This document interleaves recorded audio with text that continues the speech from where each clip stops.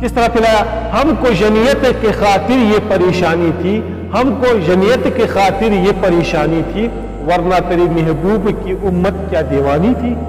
ہم کو جنیت کے خاطر، ہم کو تیری توحید کی خاطر، اعلیٰ کلمت اللہ کی خاطر یہ پریشانی تھی، ہم نے یہ پریشانی اٹھائی، ورنہ تیری محبوب کی امت مسلمان خوب پاگل تھے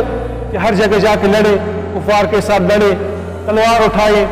ان کی گردن کاٹے، اپنی گردنیں کٹوائے، شہادت حاصل کرے، خون گرائے، اپنا خون کرائے، بحروں بھر میں گوڑے دوائے۔ کوئی پاگل تھی تیری محبوب کی امت؟